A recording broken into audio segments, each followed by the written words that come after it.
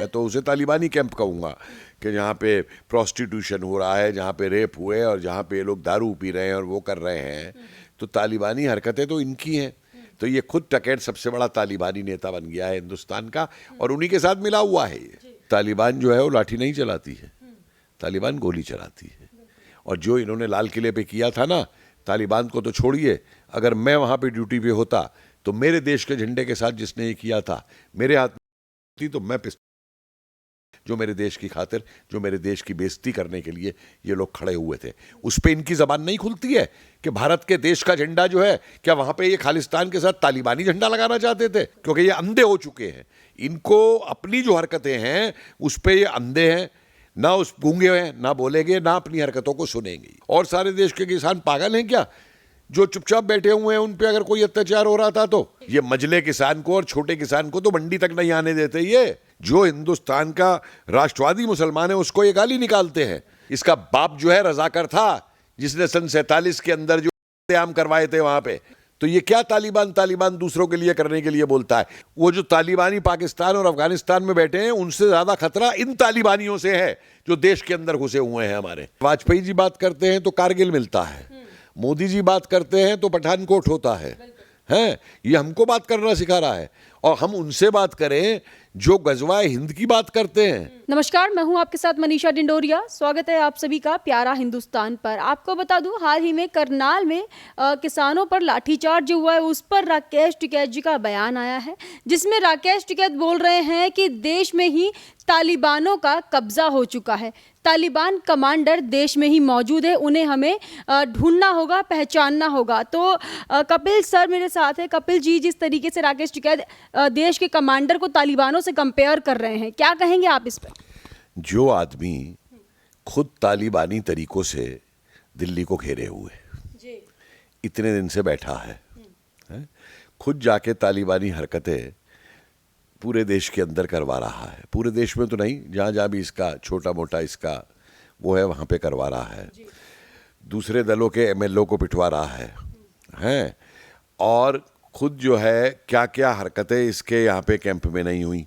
तालिबानी कैंप है वो, मैं तो उसे तालिबानी कैंप कहूँगा कि जहाँ पे प्रोस्टिट्यूशन हो रहा है, जहाँ पे रेप हुए और जहाँ पे ये लोग दारू पी रहे हैं और वो कर रहे हैं, तो तालिबानी हरकतें तो इनकी हैं। और दूसरा ये स्पष्ट है कि इनको अब जो पैसा मिल रहा है वो आईएसआई से मिल रहा है या और पार्टियों से मिल रहा है कराने के लिए, तो इनको तो ये एक अच्छा तरीका है।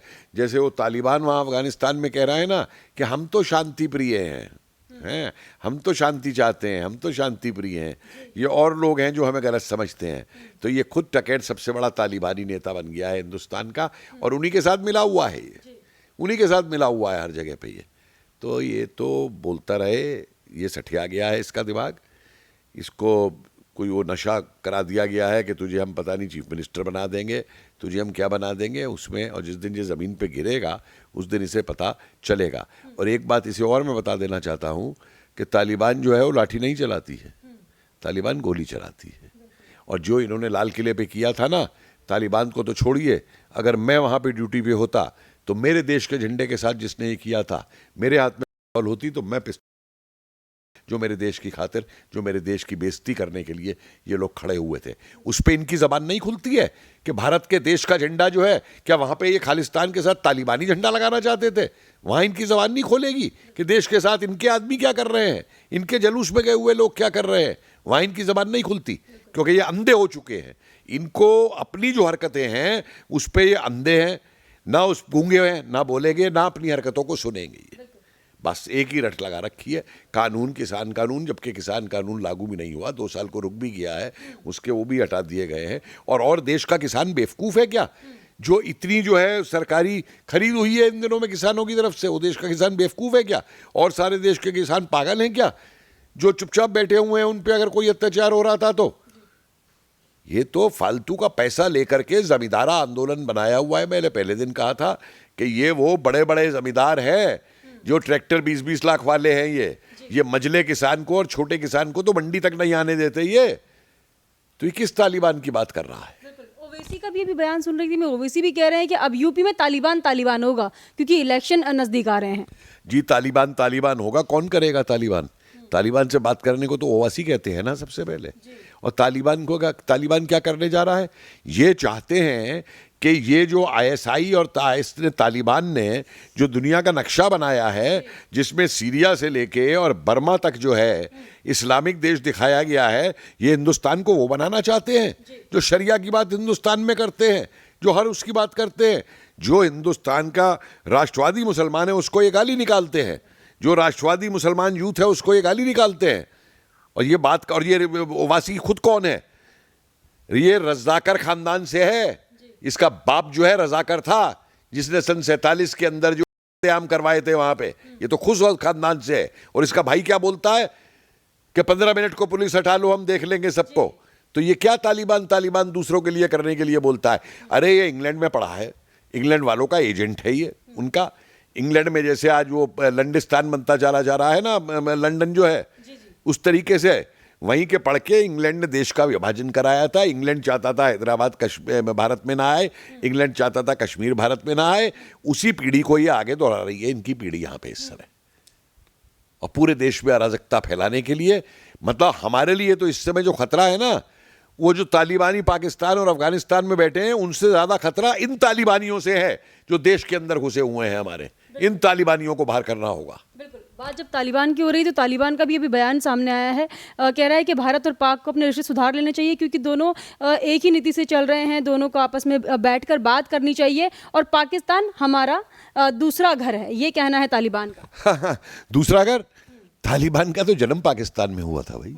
पाकिस्तान के मुल्लाओं ने तालिबान को जन्म दिया था उस समय अमेरिका के कहने के ऊपर। तो दूसरा घर क्यों है? और सारी ट्रेनिंग जो है तालिबान की पाकिस्तान में होती है।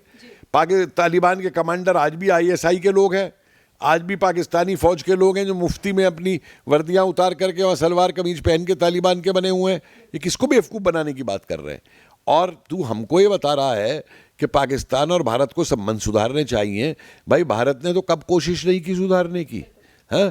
और सुधारने का नतीजा हमें क्या मिलता है कि वाजपेयी जी बात करते हैं तो कारगिल मिलता है, मोदी जी बात करते हैं तो पठानकोट होता है। ये हमको बात करना सिखा रहा है। और हम उनसे बात करें जो गजवाए हिंद की बात करते हैं, जो भारत के अंदर लोगों को भड़काते हैं, भारत में दंगे करवाते हैं, भारत में आतंकी ट्रेन करके भेजते हैं, उनसे हम बात करें। उनका जवाब भारत वही देगा जो भारत ने बालकोट में जवाब दिया है। बिल्कुल। और जिस तरीके से ये जो भारत में बैठे लोग हैं तालिबान का समर्थन कर रहे हैं, चाहे वो ओवैसी हो, चाहे वो ओपी राजभर हो, चाहे वो दूसरी पार्टी के लिबरल्स हो, सभी लोग तालिबान के समर्थन में यहाँ पर बैठ गए हैं। सबको ये क्यों नहीं समझ में आ रहा है कि वहाँ से जो लोग भाग कर आ रहे हैं वो भी हिंदुस्तानी है? देखिए, समझते खूब है, ये खूब समझते हैं, ये बेवकूफ़ नहीं है, ये सब समझते हैं। लेकिन हिंदुस्तान के इतिहास को मत भूलिए। हिंदुस्तान का इतिहास रहा है गद्दारों का इतिहास। कोई भी आक्रांता जो है आज तक हिंदुस्तान में बिना गद्दारों के नहीं जीता है। ये वो गद्दारी की मानसिकता है जो इन लोगों में पल रही है। ये अभी भी वही ख्वाब देख रहे हैं कि 47 में जैसे पाकिस्तान बना था तो ये कुछ नेता जिन्ना की लाइन पे चल के फिर वैसे ही वहाँ यहाँ पे दोबारा एक दूसरा पाकिस्तान बनवा लेंगे। ये उन लाइनों पे चल रहे हैं, या जैसे बंगाल में जो हो रहा है वहाँ पे लेकर के। तो इन लोगों को इस गलतफहमी में इन्होंने अभी जो है ना भारत की स्टेट पावर को देखा नहीं है। अभी हमारी फौज की जो पावर है उसको इन्होंने देखा नहीं है। अरे जब हमारी फौज 65 और 71 में पाकिस्तानियों के छक्के छुड़ा सकती है, 90,000 पाकिस्तानियों से आत्मसमर्पण करा सकती है, तो भाई तुम क्या चीज़ हो? अगर तुम देश के खिलाफ इस तरीके से जाओगे तो जिस दिन हमारे देश ने तुम्हारे ऊपर छोड़ दिया ना, ये तो तुम फ़ायदा उठा रहे हो भारत की आज़ादी का, जो भारत में स्वतंत्रता मिली हुई है। यही अल्फाज अगर तुम पाकिस्तानी होते और पाकिस्तान में बोलते या चीन में बोलते तो तुम्हारा क्या हशर होता ओवैसी, या जो तुम्हारे करने वाले हैं उनका क्या हशर होता, ये भी तुम अच्छी तरह जानते हो। लेकिन जिस तरीके से अफगानिस्तान पर तालिबान का कब्जा हो गया है, कहा यह भी जा रहा है कि लश्कर तैयब और जैश ए मोहम्मद जैसे जो आतंकवादी है अब वो भारत पर हमला कर सकते हैं बहुत आसानी से। देखिए, भारत पे तो हमला वो कर ही रहे हैं, आसानी से नहीं कर सकते। एक बात मैं बता दूं आपको, मेरे को अपने जवान पे कश्मीर से लेकर के और रन ऑफ कच्छ के गुजरात के बॉर्डर तक, मुझे अपने जवान पे इतनी आस्था है कि इनमें से एक भी आतंकी अगर घुसना करेगा तो उसके शरीर के एक आतंकी के 10 परछत्ते उखाड़ करके वो फेंकेंगे वहाँ पे लेकर के। आसानी से नहीं घुस सकते, जितनी मर्जी कोशिश कर ले। हाँ, आसानी से कुछ लोग ये हमारे देश में घुसा चुके हैं। आपको एक बात मालूम है कि सन 47 से लेके और आज तक करीबन 2 लाख से ऊपर पाकिस्तानी ऐसा है जो वीजा लेके हिंदुस्तान में आया था और हिंदुस्तान में गायब हो गया। मेरे शहर मेरठ में अकेले 20,000 ऐसे गायब हैं। हाँ, जो तुमने पहले घुसा रखे हैं ना, उन सबको आज उत्तर प्रदेश में ढूंढा जा रहा है। योगी जी ढूंढ रहे हैं, एक एक करके तुम्हारे पकड़ में आ रहे हैं, कोई नहीं बचेगा।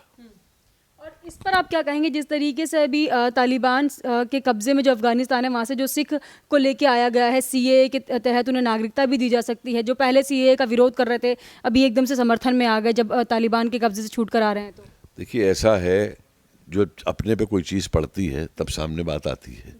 लेकिन ये मत भूलिए कि सीएए का भी जो एजिटेशन था, वो लोग बिना बात के बिना सोचे समझे उसके अंदर लोगों को, किसी को पैसा दे के, किसी को उकसा के, किसी को भड़का के उसके अंदर बिठाया गया था। और वो जो एजिटेशन था, वो पूरा एजिटेशन नक्सलियों ने, चीन ने करवाया था आईएसआई के साथ मिलके, और उसके पीछे वो बहुत बड़ा हाथ था उसके पीछे। जो लोग समझते थे कि कांग्रेस ने करा दिया, आपने करा दिया, अरे ये तो बाद में ज्वाइन गए, ये तो बेवकूफ़ है, ये तो समझ ही नहीं पाए कि वो आंदोलन किस चीज़ के लिए हो रहा है। जिस तरीके से वो जो खालिस्तानी आके जत्था आ गया था ना किसानों के साथ चलते हुए, और उन्हें चला के लाए, उसी तरीके से ये शालीन बाग वाला किस्सा था पूरा का पूरा। और शालीन बाग को देखिए क्यों बनाया गया था उस समय, लेबोरेटरी। वो जगह क्यों चुनी गई और कोई जगह क्यों नहीं चुनी गई? ये जितना इलाका है शालीन बाग के इलाके का, अगर आप कुछ साल पीछे चले जाएं तो जामिया में मुशीरुल हसन वाइस चांसलर होते थे। तो जो जामिया की ज़मीनें और उधर कुछ उत्तर प्रदेश की ज़मीनें हैं और जमुना खादर की डीडीए की ज़मीनें हैं, इन ज़मीनों को जो भूमि का माफिया है उसने हड़प करके छोटे छोटे प्लॉट काट करके यूपी, बिहार, बांग्लादेश से आने वाले लोगों को बेच दिए। अब उन पे कोई सरकारी कागज़ है नहीं अपने उसका, ठीक है? तो इसलिए उनकी बुढ़िया भी बाहर निकल के आ गई और वो भी निकल के आ गई कि तुमको सीएए के अंदर बाहर निकाल दिया जाएगा तुमके, कि तुम्हारे पास कागज़ नहीं है मकान के। असली कारण ये था उस जगह को चुनने को, कि इसलिए हम उस जगह को चुन करके करें। ये सोशल स्टडी है, कोई भी इस चीज़ को जा करके इसकी वेरिफिकेशन कर सकता है उस इलाकों में जा करके, कि पूरा यहाँ से लेकर के, देखिए महारानी बाग के जो पीछे का इलाका है, यहाँ से लेकर के और पूरा उधर आगे तक जो है जमुना के खादर का, और इन ज़मीनों को किस तरीके से डीडीए की हड़पा गया है, और जो अवैध कॉलोनियाँ हैं वो इन पे बनाई गई हैं, और कौन उनमें रह रहे हैं और किनको बेची गई हैं। अच्छा, तो जिस तरीके से उन लोगों के लिए आप क्या कहना चाहेंगे जो समर्थन में आज भी बैठे हुए हैं, जो तालिबान की बुराई ही नहीं करते, कहते प्रेस कॉन्फ्रेंस कर रहा है, बहुत अच्छा है, भारत सरकार को कंपेयर कर रहे हैं तालिबान से, इस पर आप क्या कहेंगे?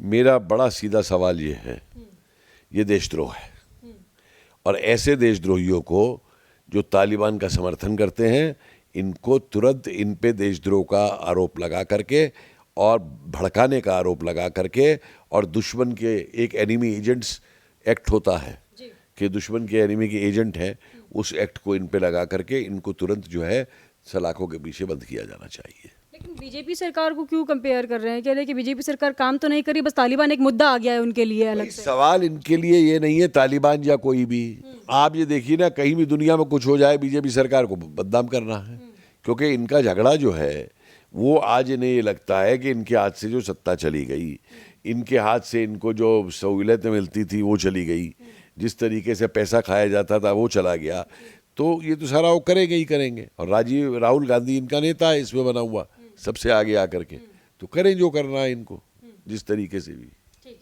बहुत बहुत धन्यवाद आपका सर। ये थे हमारे साथ कपिल सर। इनका यही कहना है कि जिस तरीके से जो लिबरल्स तालिबान का समर्थन कर रहे हैं वो शायद इसलिए भी कर रहे हैं क्योंकि अभी सत्ता में नहीं है, और सत्ता में आने की जो उनकी लालसा है वो अभी उनके मन में चल रही है। लेकिन बीजेपी सरकार जिस तरीके का काम हिंदुस्तान में कर रही है, तो जनता है जो जाग चुकी है और जान चुकी है कि किस तरीके से हम जो सुरक्षित हैं हिंदुस्तान में, वो सिर्फ एक सरकार की वजह से हैं, बीजेपी सरकार की वजह से। आप इस पर क्या कहेंगे हमें कमेंट करके जरूर बताइएगा। हमारे साथ ऐसे ही बने रहिए, देखते रहिए प्यारा हिंदुस्तान।